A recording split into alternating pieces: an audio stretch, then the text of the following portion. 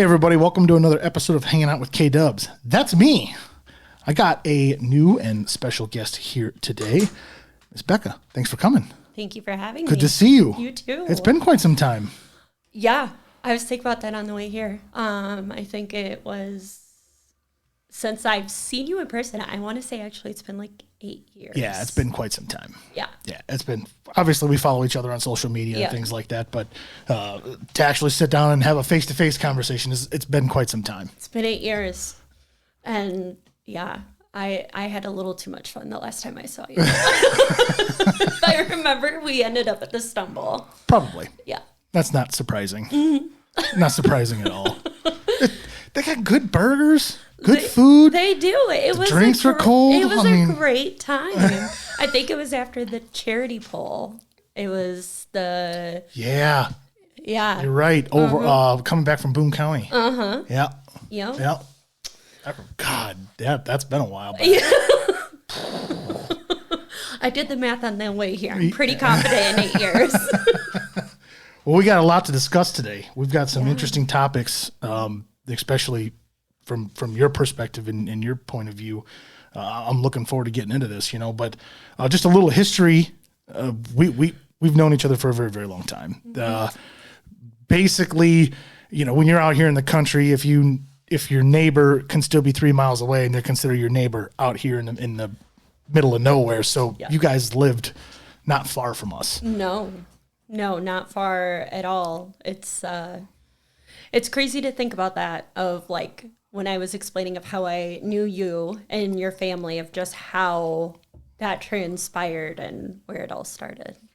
Yeah, because you guys grew up on a dairy farm, like I said, when we were growing up, not far away. So small farming community, everybody kind of knows everybody. So, but you've got some new adventures and some new things have grown in your life since the last time we've had a long conversation here. So I'll leave the floor to you. You can start where you want. Okay. Preferably we'll keep the new information for a little later on. Keep everybody on their toes. All right. But go ahead. The floor is yours. All right. Well, again, thank you for having me. Of course. It's been a while. I'm glad it worked out. I know I've been kind of a pain in the ass to get out. It's not just you. Not at all. Obviously, everybody's got busy schedules nowadays. So this has kind of been in the works for, I don't know, a month maybe, probably. Yeah. And we've just now found the time to get it done. So yeah, it worked out. And I have a son now, which he is the reason that it's complicated to get anywhere. He's 4, just turned 4 in January, which is wild. They say you don't realize how fast time goes until you have kids, and it goes fast even if you don't. Yeah, I would say it did, and I would agree with that. I think it was just a little different now, the fact that I'm like registering him for pre-K, and I'm like, where did time go? That I now have an almost pre-K. It doesn't help either that he's as tall as he is for 4 years old, that when I go places, a lot of people are like, oh, is he in kindergarten? I'm like, nope, he's in preschool. Like, he's only 4. And people are confident he's like 6 years old. So, yeah. But your son now, he's autistic. He is autistic. We got that diagnosis last May. In what form? Or what's the name? Yeah, so he is considered level 2 autistic. So the way autism is now is you're level 1, 2, or 3. 1 is the lower end. It's going to be not as intense, not as many things are needed necessarily. But level 3 is pretty high demand. They need the most care and attention. It can be, it could be that they won't ever be able to live by themselves. Owen is at a 2. His is a lot of communication. He didn't start talking, and even I would say now his communication is obviously the best it's been, but it took a while for us to get here. He didn't, like, I'm trying to think. I think he was like 2, like end of being 2, almost 3, when he started like calling me mom, and like even just getting out ma or mama, like it was pretty late in the game. But that's where he's at. And then a lot of his diagnosis comes from like his social emotional skills. So just being able to really communicate and just navigate certain things. And he's got some, I call them triggers, that if certain things happen, it will just set him off. Yeah. And I would say that's been probably one of the hardest things of explaining to people, of just, this can happen. And, he's not doing it on purpose. He's not doing it to be an asshole. No. No. It's just like, it happens. And, on top of just being a little kid, we have this extra layer. Yeah. Humans, even adults, we have things that trigger us all as well. Yes. But when kids have autism, they can't control that emotion. Yeah. Hell, a lot of adults can't control that emotion. Yes. But the older you get as, I'm going to say normal. Yeah. You can tend to use those things to, okay, yeah, that pisses me off, but whatever. Mm-hmm. They don't have that same mentality that we have. No. And Owen is a very literal kid. And we found that out pretty early on. So one of the ways that was discovered is, I don't know if you've ever played the, like, I've got your nose game with kids. Oh, yeah. Yeah. That means nothing, no. And he will look at you like you're an idiot, because he's like, it's right here. It's right here. Right here. He doesn't really understand things like that. He is very literal, that if you say, throw that in, or go throw that away, he will grab it, take 2 steps, turn, and throw it away from him. Gotcha. You have to be very literal with very him. Specific with directions. Yes. So if I want him to throw something away in the garbage, I have to say, can you please go throw this in the garbage? And he will. He might take a detour like any other kid to do it. Kids are good at detours. Yes. And, but he'll do it. It just, you have to be very specific with what you're asking of him. Which can be very tough, especially, a 4-year-old, now 4-year-old. It's, you want them to enjoy, you want them to treat them as kids, but on the other hand, if they don't understand the speech that you're speaking, you have to be super literal, super specific to make sure that they understand what you're wanting.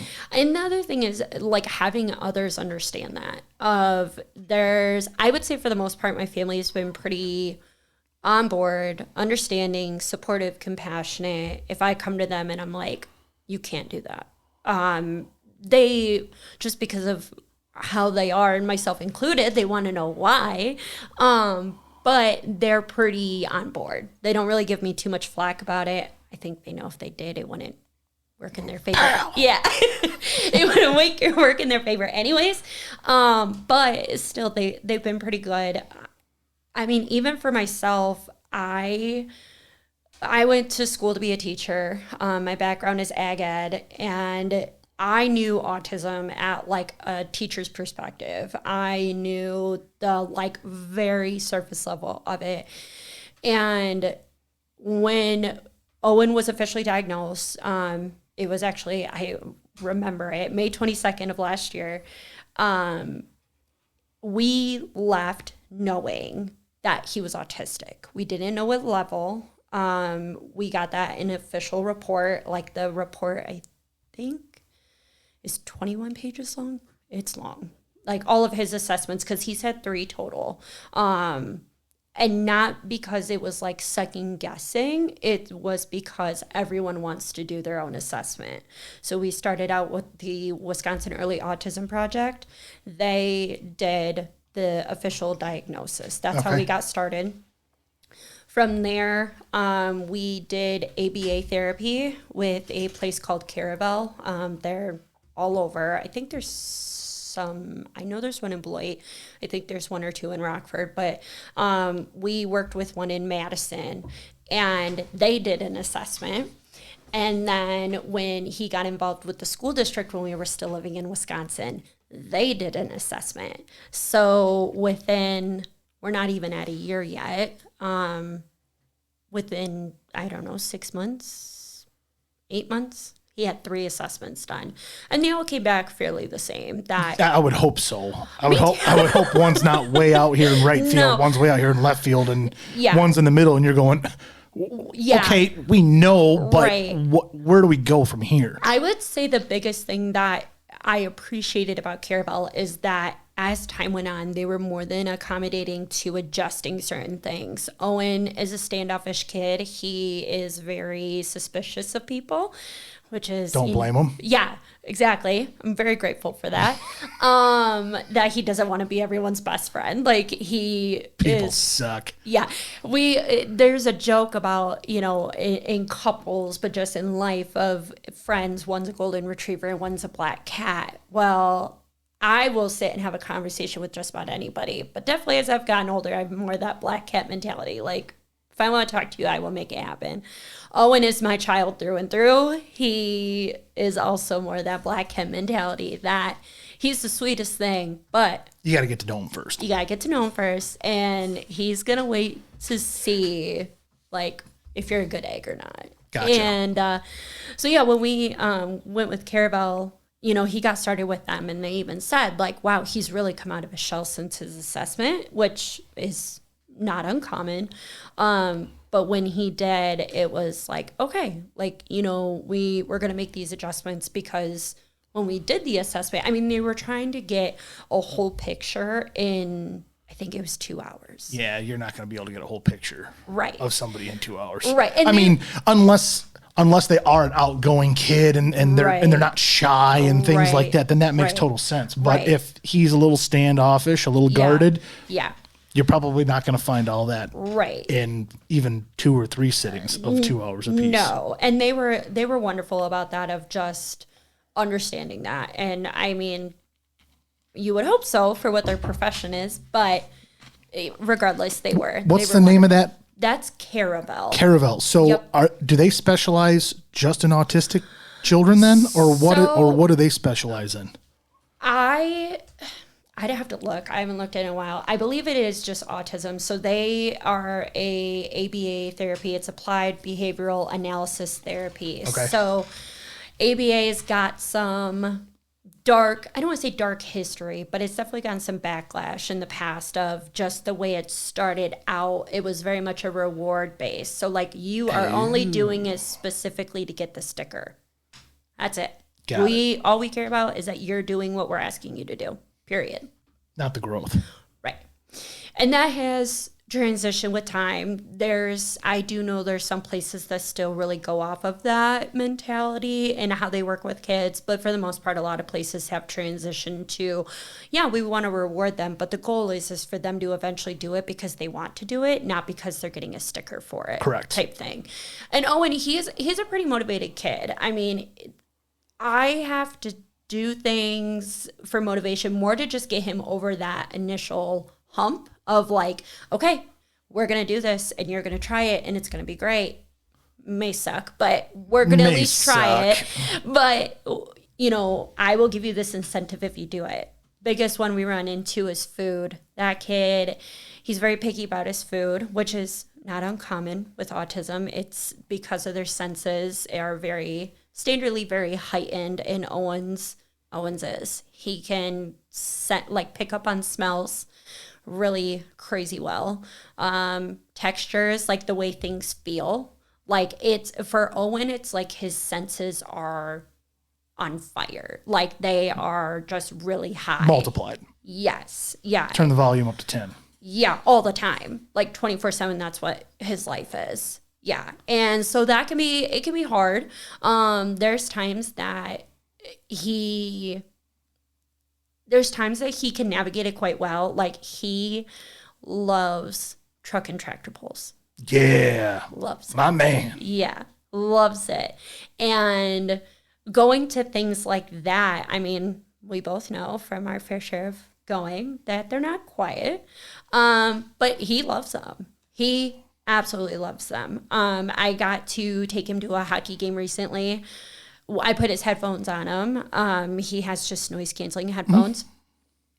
He didn't want to wear them at first. I think it was just like, I don't know. In my mind, he's already 14 years old. And like, no, Mom, I don't need that. Like, I'm too cool for that.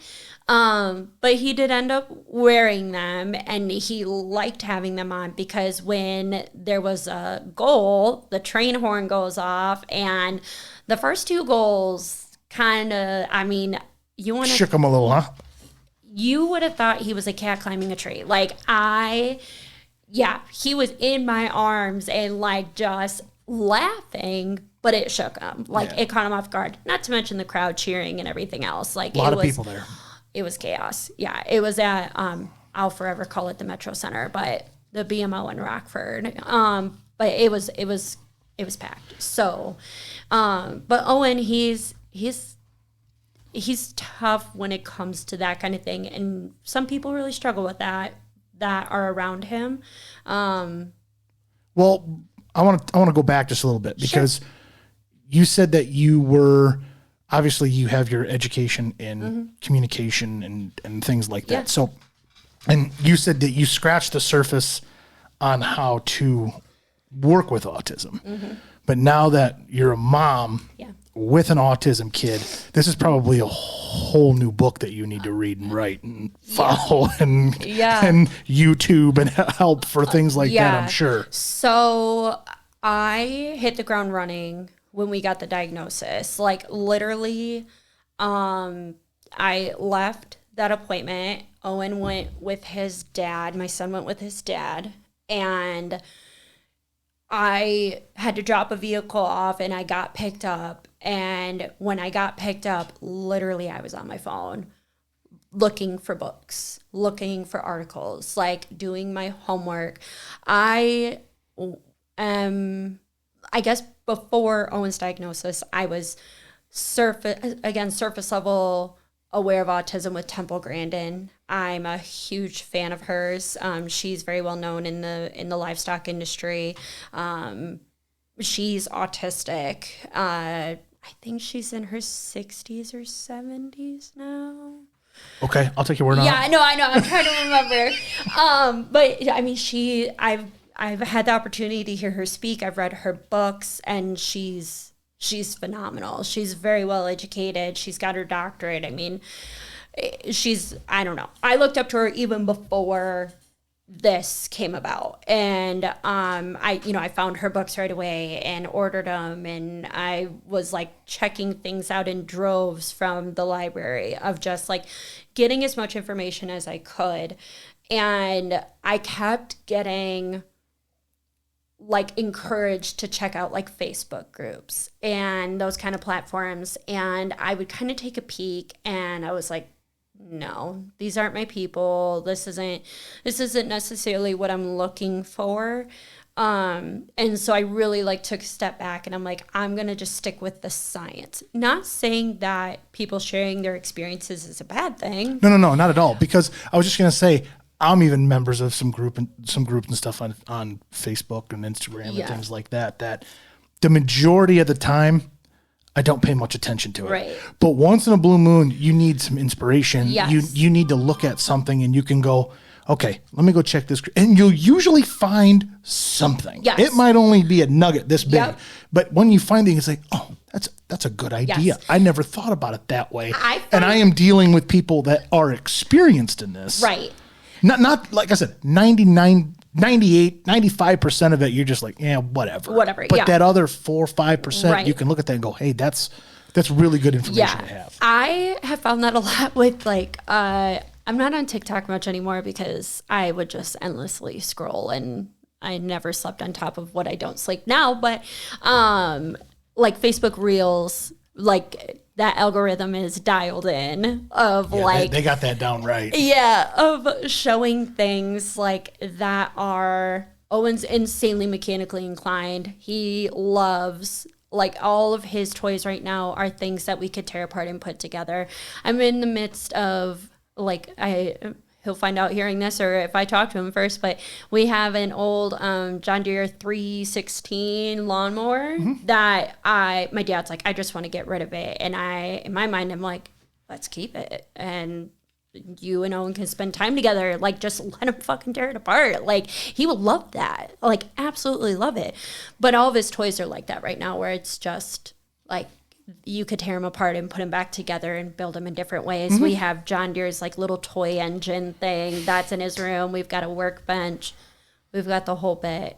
But it was finding those things, because some of those I didn't know existed until I'd seen them on a reel, and then I was like, oh, well, shit, like, hey, Owen would love that. Yeah. Look at this. And, it was finding them, and then, even sending it to loved ones of like, hey, you want to give Owen something for Christmas or his birthday? Yeah, like, here you go.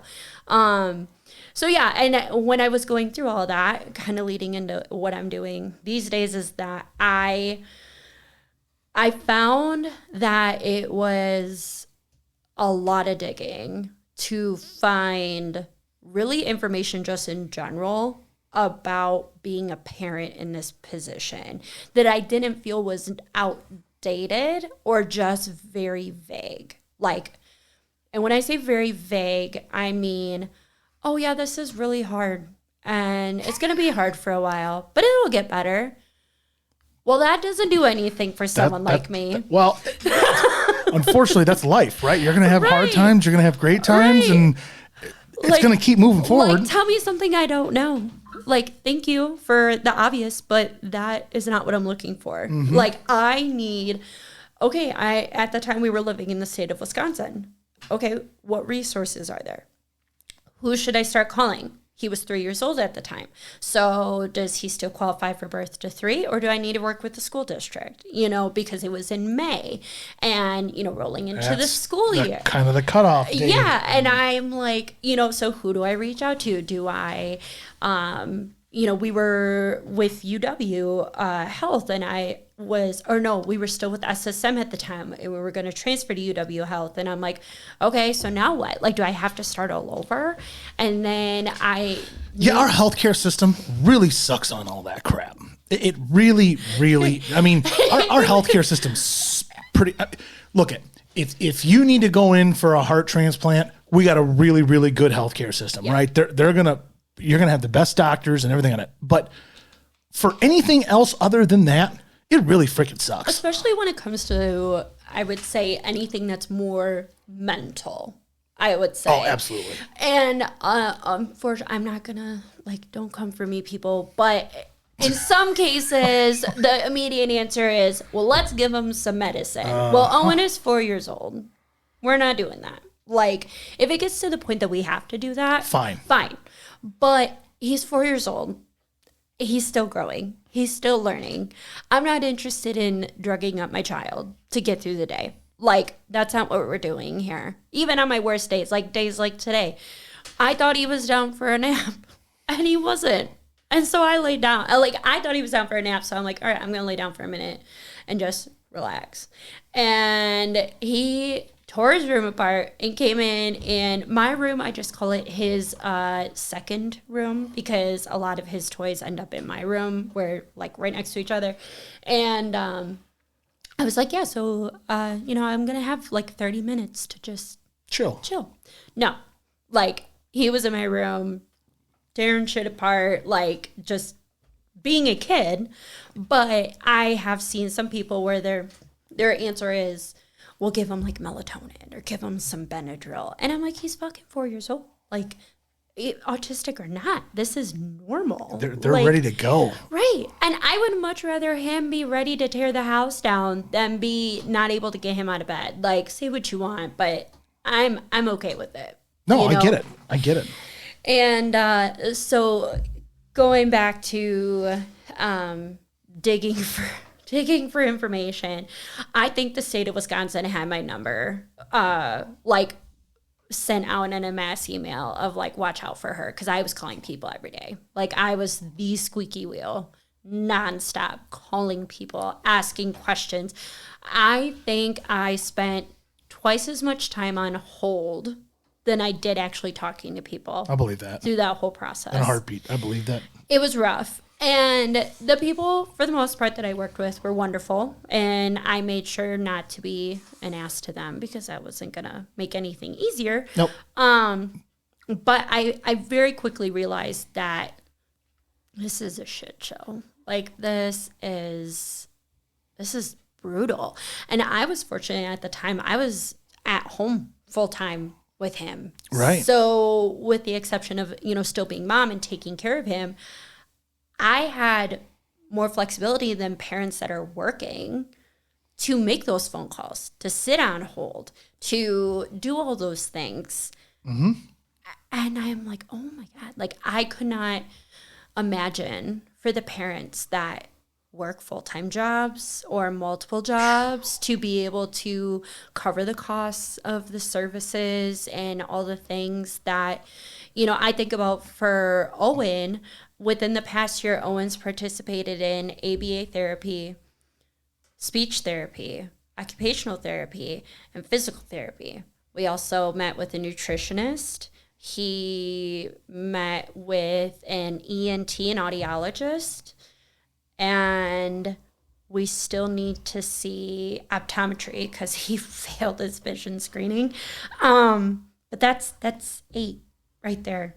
And in 12 months. 12 months. Or less. Yeah.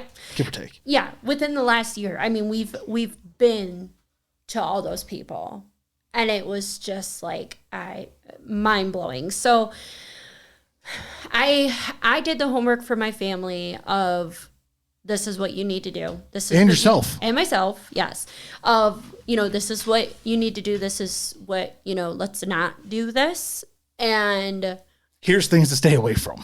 Yeah. The category to stay away from. Yeah. The we don't know yet category. Yeah. And the absolutely fine category. Yes, absolutely. And so we went through, and I mean, still to this day where, I mean, we'll do it forever. Everyone is like that. But I was pretty much just like the encyclopedia for everything Owen. And still am. But it was, just being able to do that and ensure that if they were getting time with Owen, it was going to be the best it possibly could because they were going to be informed with everything I could give them. Like I borderline wanted it to be information overload. I wanted them to have more information than they needed ultimately. Because in that way, I'm like, okay, well then if you didn't need that information, things went well. Fine. Yeah. Exactly. So I did that. I took that on and just did it within the family. My family situation is, my parents are not together. They haven't been for 25-ish years, long time. And, at the time, the person that I was with when all this happened, he has a big family, so it was educating all of them. And then on top of it, Owen's dad and his family of like, just sharing information with them and trying to do it in a way that it wasn't like, let me tell you how to parent this child, where it was just more of like, hey, this is not a good idea for him, or this is a great idea. We're back to the categories again. Yeah. No, I don't know. Yes. I keep telling myself I just need to make a binder and be like, here, you're having time with Owen. Here's the binder. So yeah, that's kind of where a lot of this started. And then recently, Owen and I and our 2 dogs moved back to our hometown. We're from Roscoe, and we moved back, and it was it was like, well, now what? Like, what am I going to do with my time? And because I still wanted to be available to Owen and everything that he needs. The initial idea was to try to stay in Wisconsin because Wisconsin is night and day better at what they offer for people and families. And it's pretty much night and day better. Yeah. Except maybe farm dirt. Illinois has got some pretty good farm dirt. Yeah, but I would agree with that. Beyond that, Wisconsin's they got cheese curds. They do. They got sweet beer up there. I really did like living up there. It was very nice. And yeah, one day maybe I'll go back. But when I moved home, it was kind of like, all right, well, now what? what am I going to do? Like, I knew what I wanted, and the most important thing was being available to Owen. And so I sat down with my parents, and it was, okay, well, these are my cards. This is where I'm at. You know, what do you guys think? And my dad is actually the one who brought it up and was like, okay, well, you are a wealth of knowledge that I never would have thought of, let alone found, about autism, and not even just as a parent, but as a grandparent, as an aunt, an uncle, a friend of the family, whatever it is. Have you ever thought about taking that to like a podcast or like a blog or something like that? And my reaction was, are you fucking serious? Like, and the reason why is because, Dad, if you decide to watch this, I do love and adore you, but you've never really been too encouraging in the entrepreneurial thing. And most of my life, I've just gone and done things because I'm like, yeah, I want to do this. Like, I was the farm kid that did cheerleading. I was the farm kid that did pageants. And like, my dad, bless his heart, always got a good chuckle out of it when I would tell him I was doing these things. But he's like, you have no business doing those things. Like, why? What are we doing here? But he was supportive. He was like, all right, well, this is what we're doing now. Like, good luck, kid.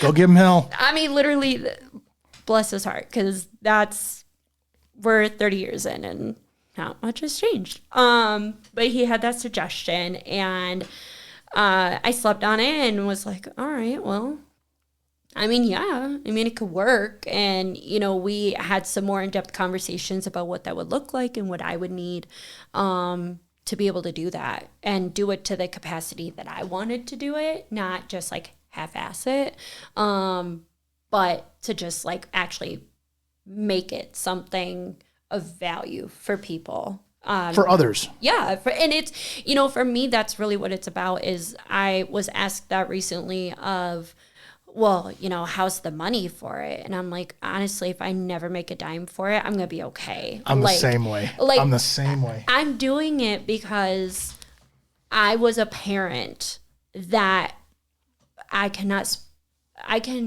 even try to guess the amount of hours I spent online trying to searching, literally searching, just nonstop, and finding resources in the stupidest places that I'm just like, if it wasn't for the fact that I just spent 5 hours like going from here to here to here and like, you know, doing the maze, I would have never found this. Like, never. Some of the grants and funding that we received when we were in Wisconsin, I mean, I just was relentless. And I kept bugging people because I'm like, it's not that others don't feel this way about their kids. It was just, there was nothing going to stop me. Like, that was just it. So, yeah, so now we're at the point that I just literally yesterday launched my podcast. Name? Operation Sawdust. How'd you come up with that name? Oh, I'm so glad you asked. Okay, so when I was pregnant with Owen, my due date was February, but it was kind of like we weren't really confident that it was February. We knew it was January, February, and the doctors were like, well, we're going to go with February. We would rather you go longer than shorter. And I'm like, all right, whatever. Well, the week before Christmas, I went into early labor. And the running joke is that Owen wanted to have his first Christmas right away. Like, that was the joke. And so I was in the hospital for just shy of a week, just being monitored, making sure that I was good, Owen was good, all that stuff. When I got released, my dad is who came and picked me up from the hospital and brought me home. And we were at my house and we were like putting stuff away. My dad was just helping make sure, you know, whatever I needed and all of that. And we video chatted with my mom, and I had the phone propped up. I remember it exactly. I had the phone propped up on my microwave, and like we were standing chit-chatting and all that. And my dad was like, you need to have something that if you go into labor, you just have this already in your phone to just like do the quick send or whatever. And I'll know, like we will know this is what's going on. Like, you're in labor. You need to get to the hospital. Like, we need to be with you now. And my parents were remodeling their house at the time. And for part of that time, I was not allowed at the house because of the remodel. And my dad's like, this house is old and don't need anything bad happening to you while you're pregnant. Right. And so that's how Operation Sawdust came, is my dad just kind of stopped, and he's very clever this way. And he just kind of looked at it and he's like, how about Operation Sawdust? And I was like, oh my God, I love it. So that I never got to use it to tell them that Owen was coming. But when I was trying to pick out a name, I mean, I was just nonstop for a couple of weeks trying to figure out, like, what am I going to call this? Like, what am I going to name this? And I'm very, like, intentful with things. Like, all my episodes release at 4:52 in the morning, and that's because that's what time Owen was born, is 4:52 a.m. And so just, like, little things like that, if I could find a personal way to just, even if it's just to me, I'm going to do it. And so I was just like really struggling with the name. And again, video chatting with my parents. And we were talking about, I think we were talking about my sister and her wife and their twins and everything. And we were talking about like having the baby and, or in their case, babies. And my mom like ran around the room to get in frame, and she's like, how about Operation Sawdust? And at first I was like, what the hell are you talking about? And then it clicked. I was like, oh my God, that's the name. That's it. Because one, it's one of my favorite stories to tell. But also because I'm like, it ties directly to Owen, and really he's the reason I'm doing this. Okay, so let's get on to this podcast here. Yes. So your first episode came out yesterday. Yeah. What is Operation Sawdust going to be about? Yeah. Operation Sawdust is going to be a platform to share. Like the episode yesterday was just an introduction of who I am and how it came to be. I did do another episode released today. Once a month, I call it the book report, where I will share a book that I read, and it'll be things that I found beneficial from the book, like highlights, personal highlights, but also like personal ties to things from the book of like, okay, well, they talk about this and this is my tie to it. Like, this is how I can relate to it. Just to help, because again, I realize even still being technically a stay-at-home mom, the amount of time that I have to just sit and do things like that isn't a lot. Like, he's an active kid, and I love that about him. However, it makes certain things complicated, like reading. And I wanted to do it in a way that if people wanted to read or even do like an audiobook, that they could kind of get a glimpse of it from there. So that's the whole book report. Outside of that, coming up, I'm going to be interviewing some of mine and Owen's family members to just talk about like what it was like for them once we found out Owen was autistic. My dad is actually the first one that suggested that Owen could have been autistic. Like, if I had asked his doctors about it, and I hadn't, like, I didn't think anything of it. They don't bring it up at child visits. You know, it was, okay, well, he's not really talking. All right, well, some kids, it takes them a while to start talking. Albert Einstein didn't talk till he was almost 4. Right. And, you know, it was just one of those things I was like, okay. Like, you know, I just went with it. And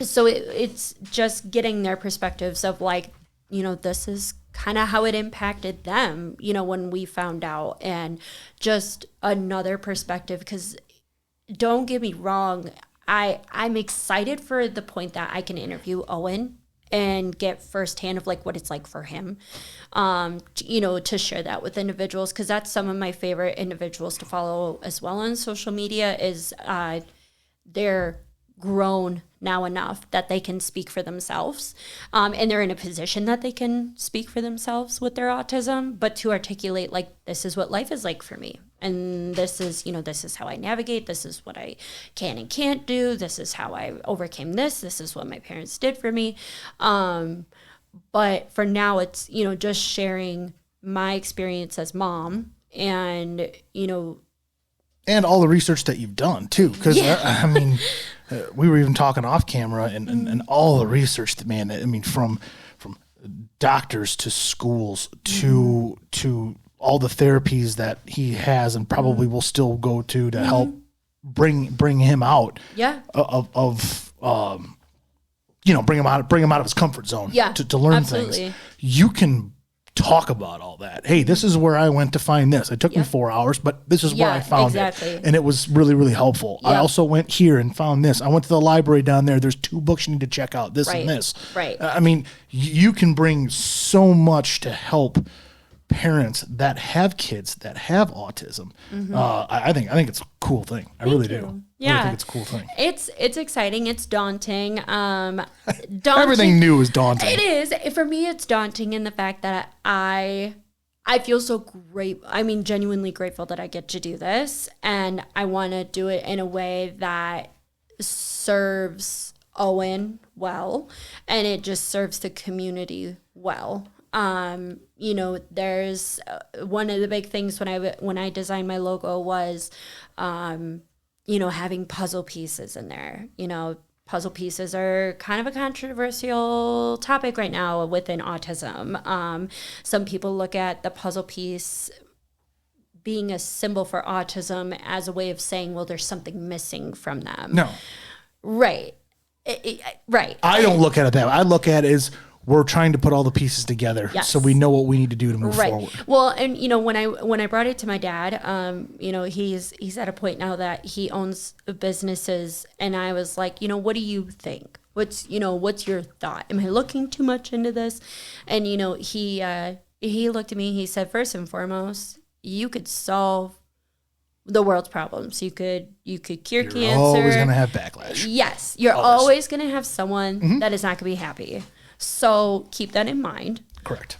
But he's like, I think it's great. Because he's like, I even think about, himself, not diagnosed autistic or anything. But he's like, I don't understand why it's a problem, because everyone in a way is a puzzle. They're trying to figure themselves out. They're growing up. They're realizing they like this. They don't like that. This works. That doesn't work.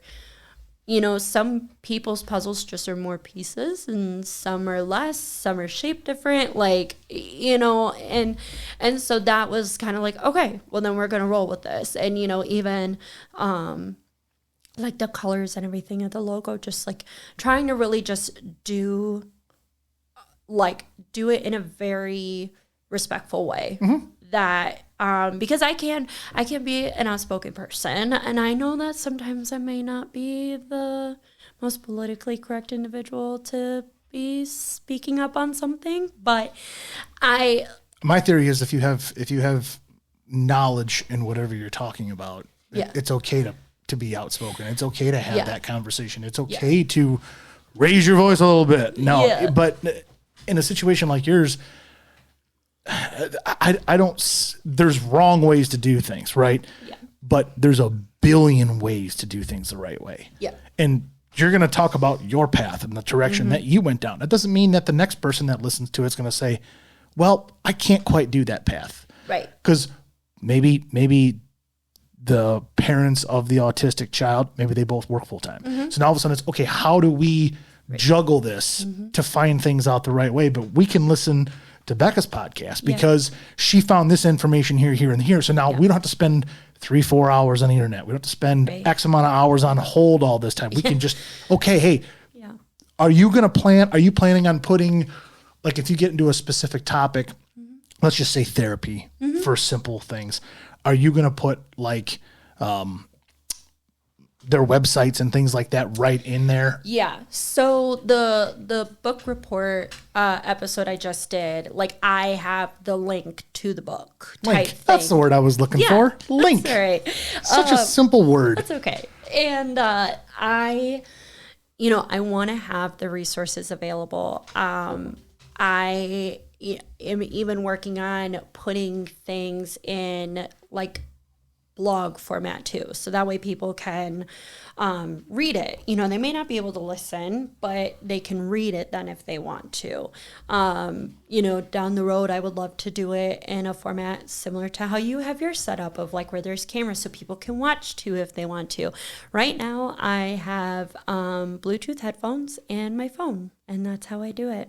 Like it's simple and it works. It's simple and it works. I sit in, we call it the garage mahal at the farm, and I sit out there and it's quiet. It's quiet. No background noise. You can. Yeah, I mean, you might hear the dogs' collars rattle around, but I mean, other than that, it's pretty quiet. But I mean, that's really the big thing for me is just being.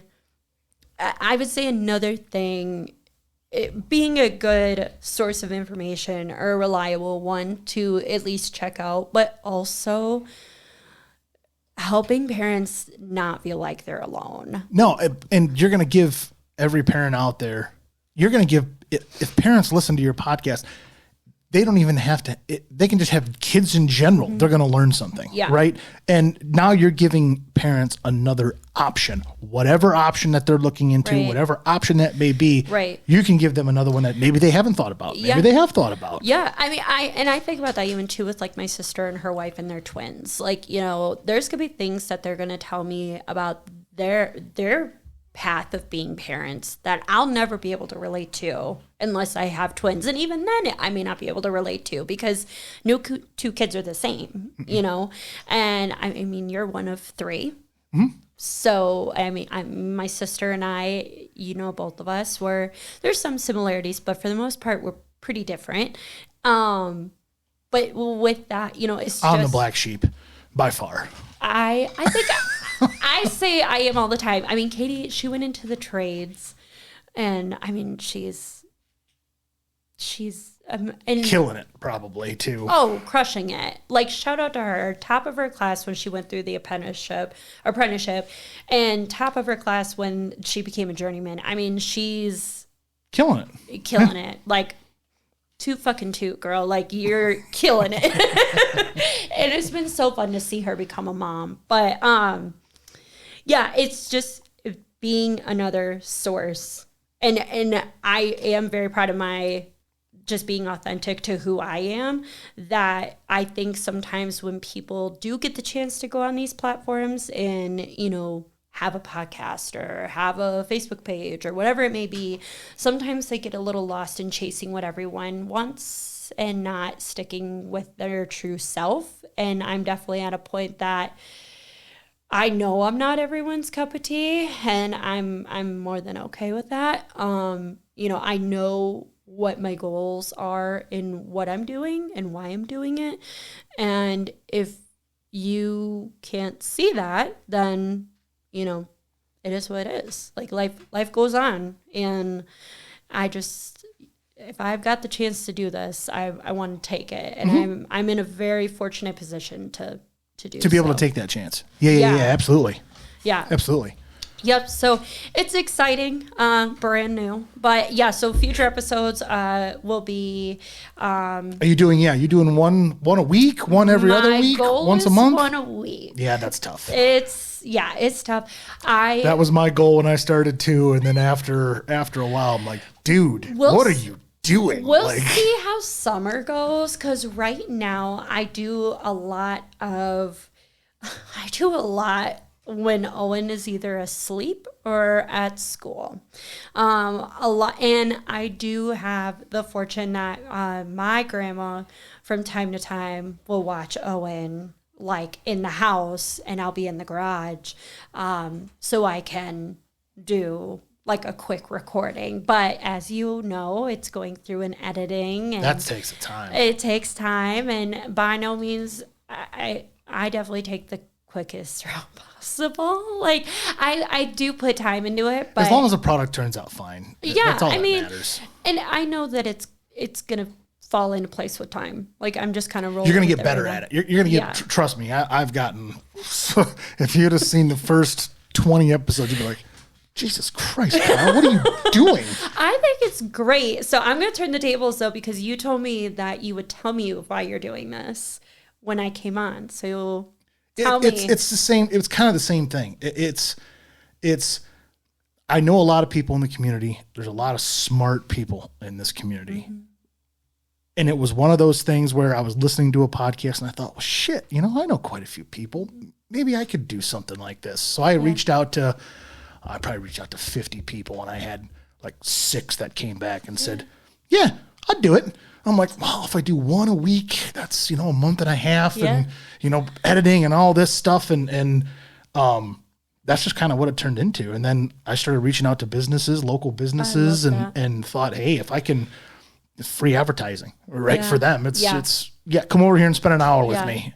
Don't worry. And if you like to drink beverages, I'll have whatever beverage you want here, and we can sit down and have a conversation about it. There's definitely, I've had a running list going, and I've been a squeaky wheel to like my dad and my sister. I think they would be phenomenal individuals to come on. Both of them, just of how they got to where they are, is I'm very proud as a daughter and a sister. I definitely brag about them whenever I can, but I think it's great what you're doing. Thank you. Yeah. I think people doing things like this is huge. I think sometimes it's easy for the everyday person to get lost in the fold. And I've listened to your episodes, and I've known Max for as long as I've known you, and I actually re-listened to his one of his episodes today, and I cannot believe his son is 11, 12. That's wild. Like, I can't, right? Am I right that he's like that old now? I think he's 13 now. No. Yeah. Oh my God. Time doesn't stop. It just keeps going. But yeah, no. That's like... That one got me a little bit. But yeah, it's like seeing those and like Rob Vermette and just different people that, again, from living out here. And I like to have different walks of life. Don't get me wrong. The farming community is great, right? Yes. But I also want to have somebody that fights forest fires, that has a glass company, that has a small farmette stand, that's an electrician. I want different walks of life on this. So if people ever decide that they want to scroll back through all the episodes I got, they can say, oh, this one looks pretty interesting. I don't know anything about the glass industry. I don't know anything about forest fighting. And they can sit down and listen to that and maybe learn something from it too. I did that. I had the inspiring idea to drive my grandma and Owen last summer to Wyoming and back. Oh, that's cool. I've driven out there and back too. We have Billings, Montana is where I drove out to. We have family out there in Big Piney, I think is what it is. Sure. It's the southwest corner. Like, you got to either go north of the mountains or south of the mountains. And we went out during all those all those fires. So we were constantly having to like reroute. Detour because roads were closed. Because, I mean, literally the one day the road opened up that morning, like an hour before we drove through. And there was still like little embers and stuff kicking up, and I'm like, not a big fan of this. Put it in drive. Yeah, we were cruising. Put it in drive and go.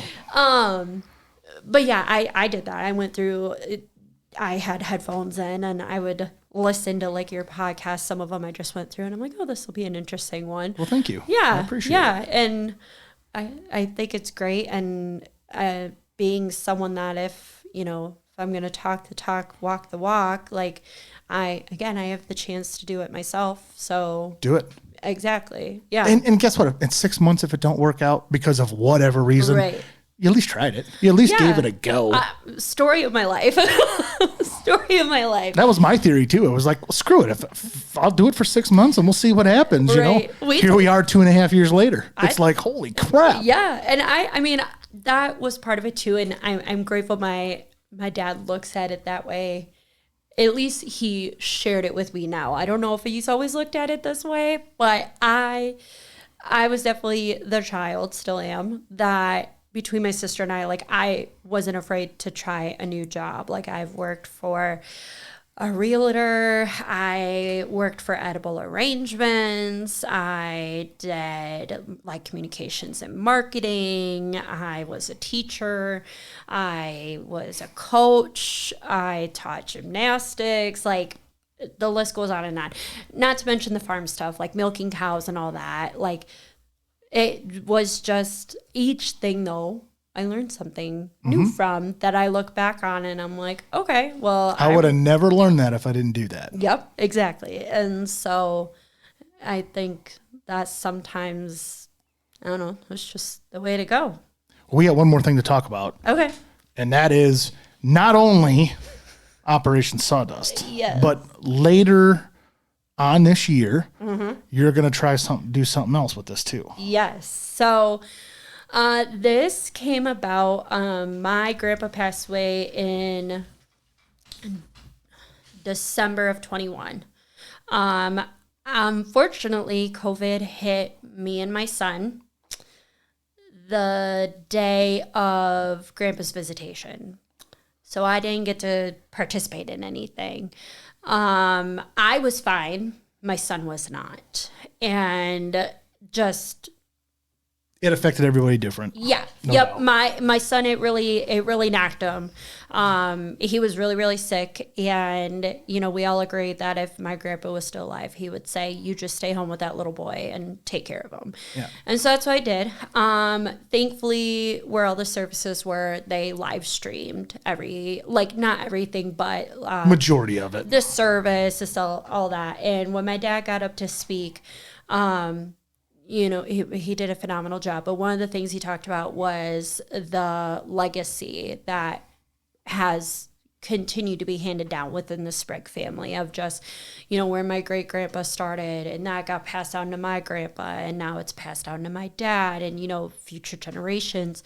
But that word legacy just like really stuck with me. And, just time after time, I kept going back to it and I kept thinking about it. I'm like, yeah, he did. Like, he really did leave a legacy. And, I got to think about it more of like, well, everyone, in a way leaves a legacy of some kind. This podcast episode is sponsored by Dan's Diesel Performance. If you're looking to improve your truck's performance, efficiency, or appearance, check out Dan's Diesel Performance. They manufacture turbochargers, fuel injectors, fuel pumps, transmissions, intake piping, and much, much more. Plus, they offer all the top brands in the diesel industry. They're located in Machesney Park, Illinois. Visit their website at dansdieselperformance.com or give them a call at 815-977-5865. Going back to my grandpa, so I hung on to that, and then that next Mother's Day, Target had these like Mom and Me shirts, and it was the one for a mom said legend, and the one for the kids said legacy, and I got him just thinking it was cute, like, the whole mom thing. And I have a picture of him and I wearing these shirts. And the one day I was looking at that picture and it just kind of hit me. And I was like, I could do something with this. I mean, it's to the point that I like made a logo that if I ever get livestock again, that's going to be our farm name is Legend and Legacy Livestock. Which, I mean, I won't try to push it on Owen, but I hope he wants to do stuff with the animals, but that, and then I can't remember what podcast I was listening to, but it kind of just hit me on like, I remember my grandpa's stories, like the stories he would tell, and even like going to see Mr. Martin and hearing the stories down there. I mean, going to breakfast, like those are some of my favorite memories, is just hearing those stories. And so I guess going to my next additional project is Legend and Legacy Co., which will be interviewing primarily farmers, but I already have a spot slated for a few others that aren't necessarily in ag, but those that are putting in the work to leave a legacy for themselves, whether it's through their business, through their kids, through their farm. I want to highlight those people. A lot of times they go unnoticed and unappreciated. And, I think about my dad, for example, and what he's doing. if you ask him, he will tell you he's just a simple plumber. I mean, he still holds his license. I mean, he technically is. Technically is. Reality is, though, he busted his ass and he worked his way up and he, got into an office, stayed with the same company. He started with them in 1996, if memory serves, and worked his way up and got into the shop, and in 2020 became the owner or a owner. And good for him. Yeah, I mean, it's huge that, he has that accomplishment. And it wasn't, I don't want to like word it in a way that's snotty, but it wasn't handed to him. Like, he did the hard work to get that. Like, that was not a path that I don't think anyone had in mind for my dad. But he did it. But it ended up there. Yeah. I mean, Katie's no different. My sister's no different. She's in the trades. She's in a different branch of the trades. But I mean, that girl is forging her path. And I think it's great. Get out of my way, right? I'm here to celebrate it and hype it up. And yeah, so it's just that will be coming out the end of June. So that will be a podcast as well. Probably some articles, but I want to give those families a chance to share stories and interview them. And I mean, I love listening to farmers talk and tell their stories. I'm a sucker for it, but also for a future, because towards the end, my grandpa passed of dementia, and towards the end, on some of his good days, when we would just put photo albums in front of him and he would just flip through them. We wouldn't say anything. He would just flip through them, and some of the photos would trigger memories and the stories would just start flowing. And we always had our phone nearby to just like prop it up and like record it. And I've watched some of those. I'll just open them sometimes and just listen to him talk and listen to those stories, and they're irreplaceable. Oh my gosh. Yeah, absolutely. I mean, perfect Can't wording. Put a price tag on it. No. And to be able to do that for others, why not? Why not? I have the means and I'm able. I'm fairly sociable, but just being able to do that for people and have that for them to passed on. Like, I'm going to be able to show some of the videos we got of my grandpa to my son. Mm-hmm. He was not even 1 yet when my grandpa passed. And then, my sister and her twins, same thing, of just like, there's this amazing man that we got to have in our lives until we were in our 20s, late 20s. And, yeah, he's a big part of why we're here today. Well, it sounds like that'll be really interesting as well when you get that up and rolling. Yes, I'm very excited about that one. You got a little time on that. You got a couple months yet, but I do. It'll be here before we know it. Yeah. But we're already into May already. It's like, holy crap. I know. Don't remind me. I know. It's crazy. I'm in denial.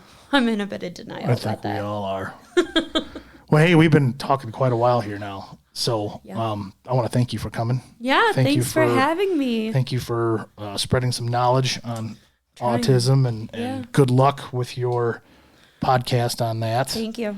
Operation Sawdust. That's going to be an interesting one. So make sure everybody checks that one out. Yep. Spotify is the best place to find it right now. Eventually it'll get onto podcasts, but I'm a one-woman show, so I'm figuring it out. You got to do what you got to do. That's right. You got to do what you got to do. That's right. But thanks again for coming. It's good to see you. Yeah, you as well. Thanks so much for having me. Of course. Until next time, all right? Yeah. All right. Bye, everybody.